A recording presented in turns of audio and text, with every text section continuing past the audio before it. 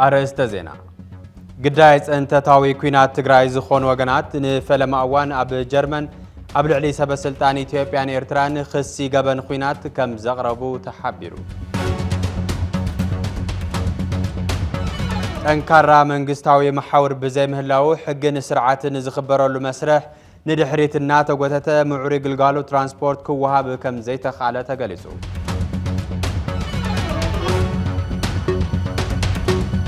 عبز حلفة شمونت أوارح شوعات 240 حدن حدقا ترافيك كم زقات أمن كابزياتو 280 شوعات موت 373 خبيد أكال قداءات 280 خلتن قليل أكال قداءات 5 بس حن تحبير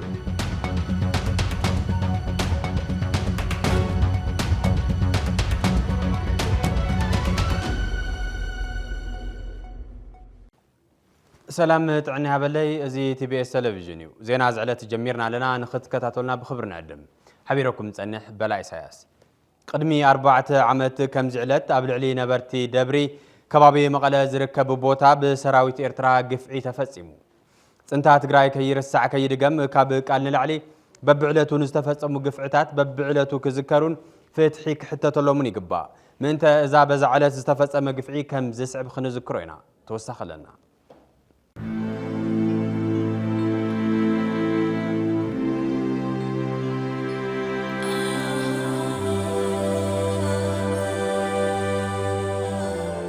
بسنكي أب تقرأي استولع أنت تاوكينات قبل على نصوحن تفصم قفع مقلية يبلون قفع حزب كير ساعة كي دقم تبي استبيا ببعلت وزان تاتا جونسايد يقرب كم زعلت قدم 4 عامات نصوحن نبرتي دبري كباب مقرب بسراويت إيرترا بزسكح حكوناتات تقتلهم قبل على دك سبات انسستان مسارة المعاتن ممان زغبر سف زي بالبدل انقفع انت فتسيمو بفصامو الذكر كوين بس شفت أفزي ولاد بزي ولاد بزي ولاد كترف كيلو تحرر 4 عامات حزبون حزبي أب زي تملس حتون زي ترقاقص فتحن يركب نسبة حبدل انقفع فتحن خركب كم حزب المنقسط بحوار تنابيب كم كلاسنا تجبأ بسنك ما راح تحوح زفت أرجونا وانبر وطت عشان بايدون نسبة حبدلك كالحن فتح خركابن هلو وسأتوتو إنك خبرن من قد المعاتن كجمرن قا أي كألن كبز أنت زوج أمن إسي تجري عدد سدة سقاين موتن كخونن أبتهيوتن أكلون زجبر لا تجرين من بارو وانت سفاب السنة اللي بركي بس حكم زلوا على تاوتر يخوين الله في التحذير خبز أنت مقص قالوا نزم الكتو من قست زي مرجون حزب كم حزبي أب زي تدلي شغلات أتي ركب ما راح تكاب زلوا وطروت يوم حزبهم فتح كركب كسرحون نسبة حني بس إحنا زلوا بدل زقح السرعات كان قسون سفحت أوعيتات يقرب له بفلاي استمزابل حزبك من لسن استقرس مريت تجري نفس واننتو كأتون بزي زخونه يخون قدم خونات كجمر زلوا وانين مخانو بتدقاقام زت إلا بزلوا قدايو كير الساعة كي دقام زبل قال روحوا تراي كي يخون كل معينات قفعتات كقالحون فتح حتى تلومن بزي مربراب كسر راح زقبوه بهرا وانينيو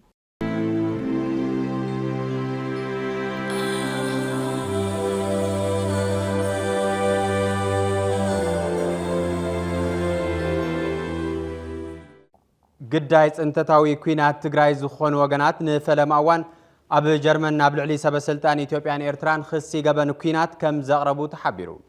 أتيتكال حقي بقندو حايلتات إثيوبيا إيرتران نتوم قبنات كم زفت أموه زرقاقز اللو مرتعوتات سندات كم زلو بمقلاس كسي كم زمسروتو قليسو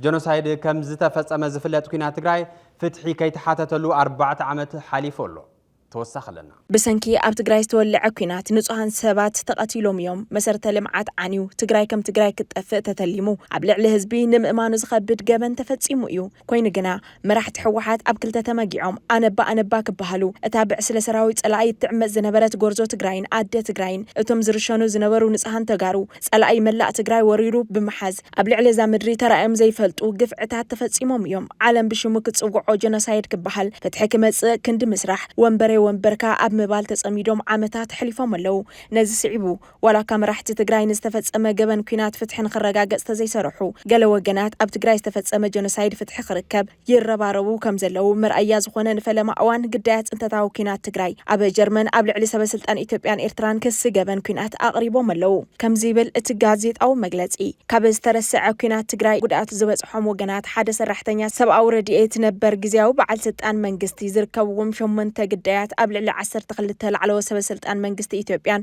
ኤርትራን ከምኡ'ውን ወታደራዊ ሓለፍቲ ገበናት ኩናትን ገበናት ኣንጻር ሰብኣውነትን ፈጺሞም ብምባል መሰረት ዝገበረ ገበናዊ ጥርዓንን ናብ ዓቃቢ ሕጊ ፌደራል ጀርመን ኣቕሪቦም ኣለዉ ይብል። እዞም ካብቲ ሓደጋ ዝደሓኑ ከም ካልኦት ኣማይት ኣሽሓ ሰባት ግዳያትን መሰኻኽርን ጸታዊ ዓመፅን ዘይሕጋዊ ማእሰርትን ስቃያትን ጠሜትን ኮይኖም ክሳብ ሕዚ ብሰንኪ ስቃዮም ፍትሒ ከይረኸቡ ተኸልኪሎም ኣለዉ ይብል። ከም ሓደ ካብቲ እንኮ ተስፍኦም ተሓታትነት እዞም ብሂወት ተረፉ ገሊኦም ኣብዚ እዋን እዚ ኣብ ጀርመን ዝነብሩ ኮይኖም ንዓቃቢ ሕጊ ፌደራል ህዝባዊ ሕጊ ጀርመን ኣብ ልዕሊ እዞም ገበናት ምርመራ ክኸፍት ሓቲቶም ኣለዉ ብምባል ይገልጽ። ኣብ ሕዳር 2020 ካብ ዝጅምር ኣትሒዙ ኣብ ትግራይ ዘሎ ግጭት ብቐጻሊ ክስታት ግፍዒ ጥሜት ዕፅዋ ሰብኣዊ ረድኤት ጨፍጫፍ ጸታዊ ዓመፅ ስቅያት ከምኡ'ውን ዘይሕጋዊ ማእሰር ተሓዊሱ ብቐጻሊ ክስታት ዝለዓል እዩ ይብል። እዚ ግህሰትን ብቐንዲ ኣብ ልዕሊ ሲቪላት ተጋሩ ብሓይልታት ኢትዮጵያን ኤርትራን ከምኡ'ውን ብተሓበርቲ ጉጅለታት ምልሻ ዝተፈጸመ ዋላ እኳ እንተነበረ ካልኦት ኣብቲ ግጭት ዝተሳተፉ ወገናትን ብሄራት ዝመፁ ሲቪላትን እውን ተሳቲፎም እዮም ይብል።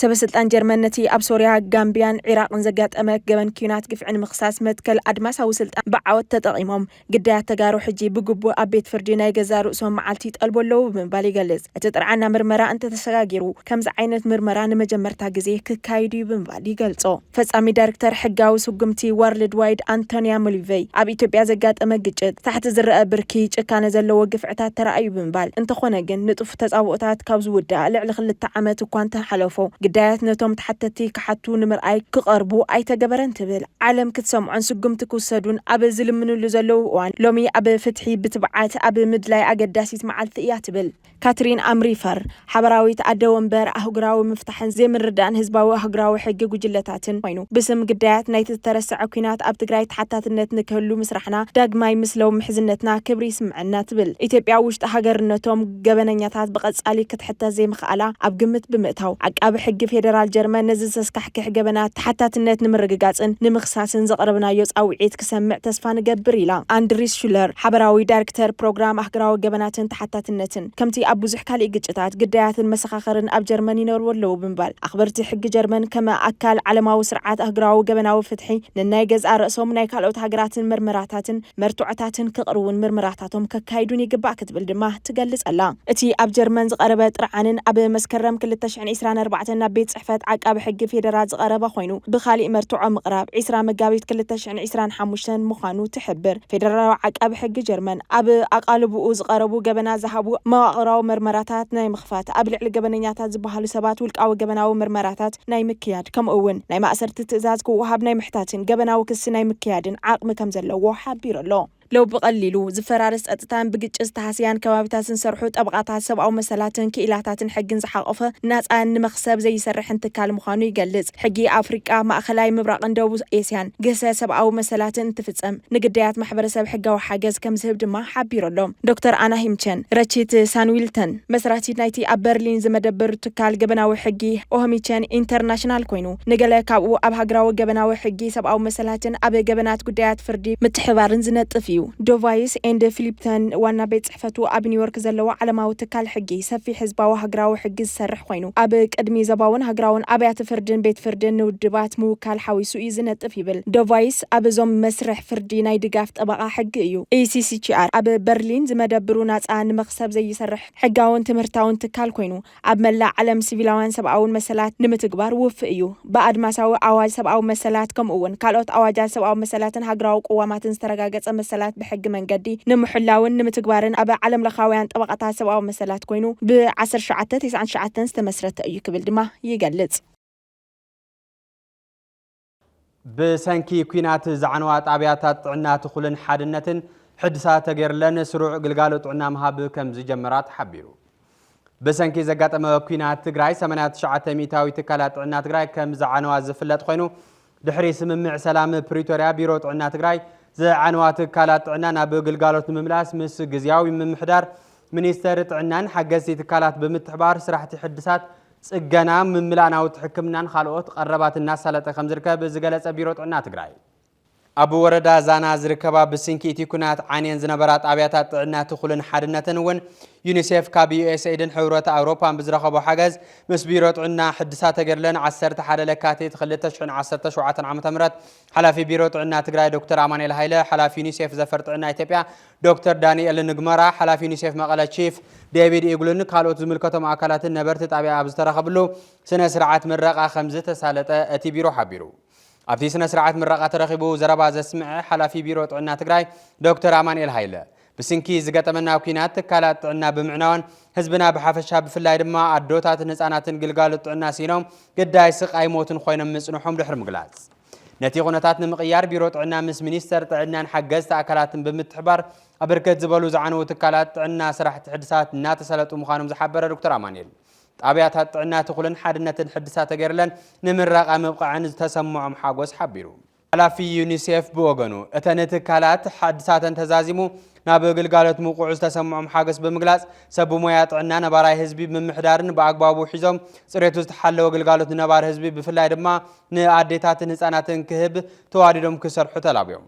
توكلت نبرتي اتي كبابين ام حضرت ابياتاتن خالو زملكتهم اكلات امرار حازوبان وردان مدرز اسمعو خنم اتن طابياتات عنا داغم تهانيصن ناب مراقه مبقعن تسفوم خمزلملمه حغوسوم غليصوم كبل بيرو طعنا تግራይ ጸብጺቦ ኣሎ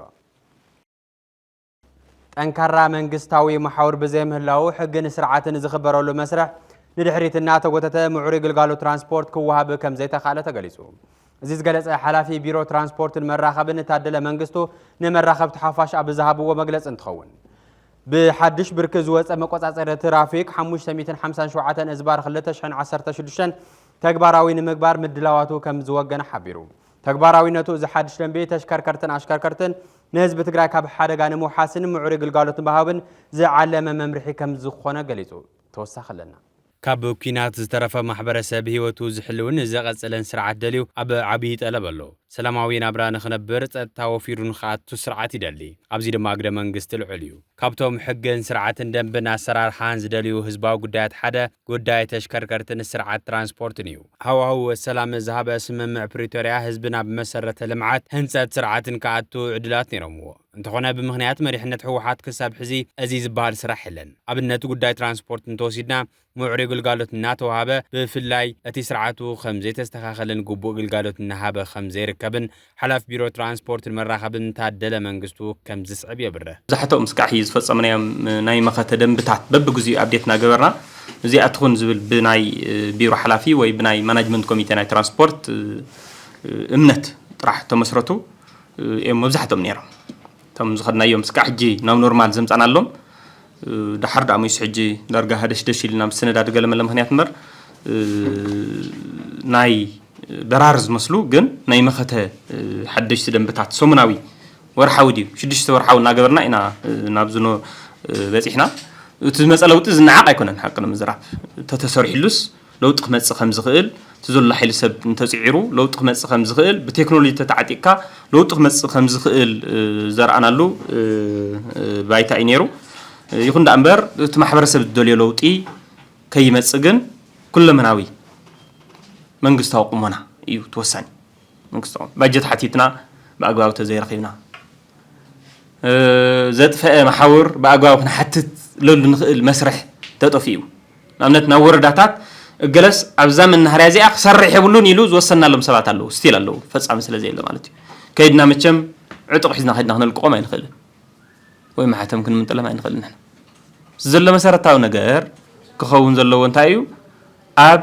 ببد بركو زلوا حلافي بوليتيكينيا بأجوابه خسر حسب ذيك عليه ኢትዮጵያ ብሕሉፍ ክልተ ዓመትን ቅድሚን ዘውፅአቶም ሕግታትን ኣዋጃትን ኣብ ትግራይ ተግባራዊ ክግበረሉ ኣብ ዘገደድ ኩነታት ኣብ ዘለናሉ ኣብዚ ሕዚ እዋን እቲ ዝጠቅምን ንትግራይ ዘሕውን ብኡነ ምውሳድን ምትግባርን ሕርያ ጥዑይ መራሒ እዩ ሕዚ በብርኪ ሃገር ዝወፀ ሓድሽ መምርሕ ድማ ሓደጋት ትራፊክ ንምንካይ ዝዓለመ ከም ዝኾነ ታደለ ገሊጹ ወቅታዊ ኩነታት ርኢና ይኮናን ንፍጽም ዘለና ትሕጊ ኦልሬዲ ትልሚ ውፂና ብትልምና መሰረትና ንኸር ዘለና ዘለው ኩነታት እናርኣና بو درجة مبرهنا هابنا خم كدينا درق الناس زمامر حزي لما عمت زي تفصيمو ما يتنا نحضر عينتها كنا تما حبر سبقن تحق على البنات زفطرة حاسيا أي كالو ሰብ ንብረቱን ሕግታት ደንብታት ብዘይ ምፍጻሞም ይጉድኡ ኣለዎም ማለት ግልጽ ክንኮን ዘለና ከጭበርብሩ ዝኽእሉ ናይ ምጭብራር ክእለት ናይ ምጭብራር ድሌት ዘለዎም ኣካላት ሰብ ንብረት ወይ ድማ ውዳበታት ማሕበር ትራንስፖርት እዮም ዝጥቀሙ ዘለዎም እምበር ቶም ብሕጊ ዝኣምኑ ሕጊ ኣልቦነት ኣብ ዝሰፍን ተጎዳእቲ እዮም ዝኾኑ ሕጊ ኣኽብሩልና ዝብል ሕጂ እውን ሰፊሕ እዩ ዝመጽእ ስለዚ እዚ ሕጊ እዚዩ ንሰለስቲኦም ነገራት ይጠቅም ንሕጊ መኽበርቲ ደንቢ ፈሊጦም ትሕጊ ብኣግባብ ተርጊሞም ናብ ባይታ ከውርዱ ክጠቕሞም እዩ ንሕጊ ተቐበልቲ ወይ ድማ ሰብ ንብረት ከዓ ሕጊ ሰፊኑ ተጠቃሚ ዝኾኑሉ ዕድል ክፈጥር እዩ ንሕብረተሰብ ከዓ ሕጊ ሰፊኑ ሕብረተሰቡን ሕግን መሰረት ገይሩ ታግብኡን መሰሉን ፈሊጡ ተግባራዊ እንገብረሉ ዓይነት ይኸውን ስለዚ ድማ ይብል ታደለ መንግስቱ ፖሊስ ትራፊክ ሰፊሕ ምንቅስቃስ ገይሩ እዩ ሕጂ ኣብ ዝሓሸ ምንቅስቃስ ኣለዎ ከም ትርእይዎ ዘለኹም ታብ ሕይቶም ሽፈራታይ ኣንፅርፂሮም ኮነ ኢሎም ክጎድእና እዮም ዝንቀሳቀሱ ዝብል ከዓ ዓይነት ምልክት ዘለዎ ዘረባታት ይመጽእ እዚ ትክክል ኣይኮነን ተተሓሳስባ እዚ ሕጊ ኩሉ ግዜ ክኽበር ዘለዎ ፖሊስ ትራፊክ ሓደጋ ከይበጽሕ ዋና መሰረታዊ ስርሖም ምክልኻል ሓደጋ እዩ ስለዚ ኩሉ ግዜ ኣብ ጽርግያ ክርከቡ እዮም ሕጂ እውን ትዝከኣሎም ኩሉ ነዛ ደንቢ እዚኣ ክፍጽሙ ክገብሩ ምዃኖም ኣብ ዝሓመቐ ኩነታት ኮይና እውን ሕግን ደንብን ክነኽብር ከም ዘለና ንምግላጽ ነዳዲ ሕፅረት ተሃልዩ ነቲ ነዳዲ ሕፅረት ዘሎ ዝምጥን ዓይነት መስርሕ እቲ መንግስቲ ይቕመጥ ዋጋ ወሰኽ ተሃልዩ ነቲ ዋጋ ወሰኽ ዝምጥን ዓይነት ኣሰራርሓ ደኣ ነውፅእ እምበር ነቲ ዘሎ መሰረት ጌርና ኩሉ ነገር ከቋርፀልካ ናይ ምድላይ ተርእዮ ግን ትክክል ከም ዘይኮነ ንምግላጽ እቲ ሓድሽ ደንቢ መቆጻጸሪ ትራፊክ ኣዋጅ 557 ዝባር 2016 ካብ መጋቢት 21 2017 ዓ.ም ጀሚሩ ተግባራዊ ከም ዝኸውን ኣብቲ መግለጺ ዕላው ኮይኑ ኣሎ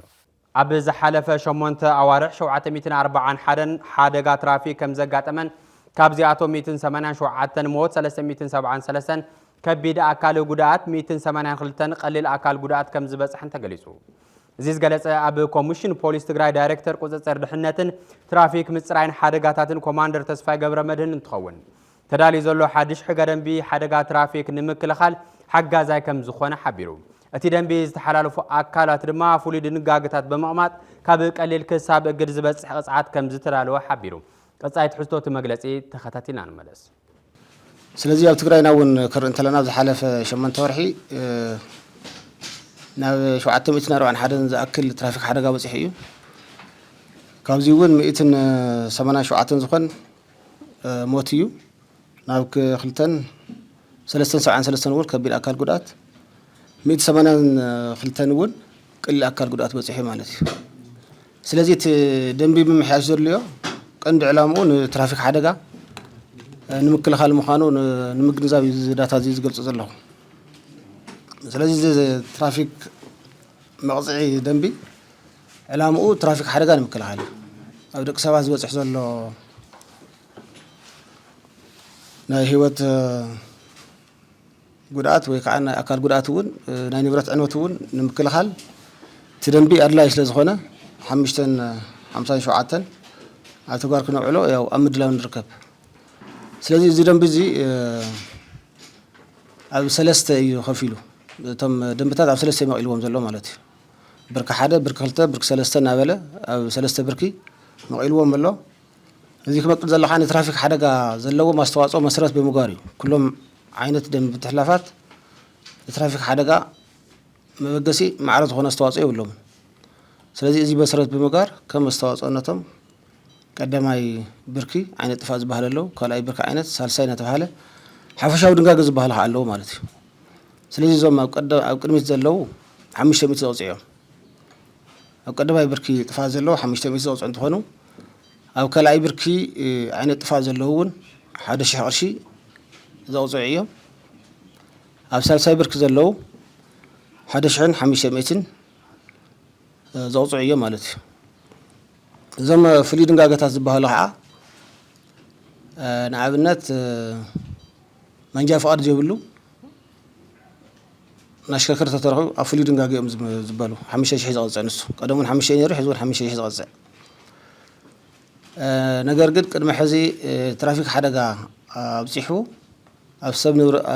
ሰብ ኣካል ይኩን ኣብ ንብረት ጉድኣት ዘብፅሐ ብቤት ፍርዲ ጥራሕ ዝቕፅዕ ነይሩ ኣብ ቅድሚ ነበረ ሕግታት ማለት እዩ ሕዚ ግን ካብ ቤት ፍርዲ ቅፅዓት ብተወሳኺ ናይ ትራፊክ ደንቢ እውን ተቐፅዓ ኮይኑ ኣሎ ዝኾነ ይኹን ደንቢ ትሕላፍ ብሽለልትነት ኣብ ርእሲ ኣብ ንብረት ጉድኣት ዘብፅሐ ናይ 6 ወርሒ መንጃ ፍቃዱ ክእገድ ያው ተደንጊጉ ኣሎ ማለት እዩ ኣብ መወዳእታ ቲቢኤስ ቲቪ ስሩዕ ምድላው ካብ ዝፈለመሉ እዋን ጀሚሩ ካብ መሰረታዊ ባህግታቱን ኣንፈት ኤዲቶሪያላቱን ዝብገስ በብወርሑ ትኹረት ቲቢኤስ ነፂሩ እናሰርሐ ምምፁ ይዝከር ኣብ ወርሒ መጋቢት ቀንዲ ትኹረት ትካልና ሓለዋ መንግስትነት ትግራይ ዝምልከት ይኸውን ህዝቢ ትግራይ ንዘበናት ወናኒ መንግስትን ስርዓት መንግስትን እንከሎ ብሰንኪ ዘይተመለሱ መድረኻዊ ሕቶታቱ በብእዋኑ ዝመፁ ተጻቦታቱን መንግስትነቱ እናተዳኸመ እናተበታተነ እናጠፈአን መፅኡ ኣሎ በዚ ድማ ከቢድ ዋጋ እናኸፈለ ስለ ዝመፀ ኣብዚ ሕዚ እዋን ኣብ ትግራይ አንጸላልዩ ዘሎ ኩለመዳዊ ብሔራዊ ሓደጋ ብህንፀት ሓለዋ መንግስትነት ክቅረፍ ይግባእ ነዚ ድማ ኣብ ሓደ ህዝቢ ኣገዳስነት መንግስትነት ዝምልከት በብእዋኑ ዝተፈላለዩ ትሕዝቶታት ክነቃልሕ ኢና ሎሚ ብስዕብ ትሕዝቶ ክነካፍሎ ኢና እቶም መራሕትና ዘይተምሃሩ ከይትብሎም ዝተምሃሩ እዮም ችግር ይፈልጡ ይክሎም ሰለስተ ዓመት እኳ ከስታውስዋ ክእሉ እዛ ኩላ በረኻ ክርተት ክብሉ ከለዉ ማለት እዩ ላዕሊ ታሕቲ ክወፁ ከሎ ልብላዕ ስኢን ሽኮር ዝነበሩ ሽኮር ጠፊኡ ክርተት ክብል ከሎ እዚታት ክስታወስ ክኽእል ኣለዎ ገዲፍናዮም ንመፀና ዓበይቲ ተጋደልቲ ወለድና እሳቶም ክስታወሱ ክኽእል ኣለዎ ከዚ ይለየና እዩ ከምኡ ዓይነት ነገር ይለየና እዩ ንህዝቢ ድዩ ንምንታይ እዩ ንወንበር ድዩ እዞዝኒያ ከብልኸ ወንበር ሓዲጎም ስላብ ህዝቦም ትትመፁ ንህዝቦም ፀገም ትትርዩ ንህዝቦም ችግር ትትርዩ ዝሐሸ ነገር ናዞም ኣካሎም ጎዲሎም ዘሎ መናእሰይ ትትርዩ ዝሐሸ ማንስሉ ክልቲኦም ሲጠምትዎም ኣካል ዝጎደለ ሰራዊት ኣለና ቀለብ ዝሰኣነ ሰራዊት ልትበተነ ሰራዊት ህዝቢ ኣለና መረቦት ሓዲጎ ሓፎ ብሓፎ ኮይኑ ኣብ መፅለል ዘሎ ኣዴታትና ኮ ሓፎ ብሓፎን ኮይናን ክርእይዎን ከሎ ቴሌቪዥን መቼም በይነ ይኾን ከይዝርያ ኩልና ኢና ንሪኣ ዘለና እዚ ሲ ክሕዝኖም ክኽእል ኣለዎ لمنتاي سريد سرخا قديفهم سلاو نورمال نهز سرحتي اتيوم نهز صقمت تسمع سلالصي اتسلام بالخي اتسلام بالخي كل تدقنا نواريغي ولدن ولاد نبالغي عد عبس كيرو عد مرعا عد عبيتي عد منسي نيرو عد مرعا عد تستاي نيرو عد طعام انت تقول انا يالو تزبنا سلامي بلالو كبراتن كبرانن زينا زعلت كتكتاتل وصنحو يمثل نيرو مس خالوت مدلوات بيس حبيرهم ناصنحو سلام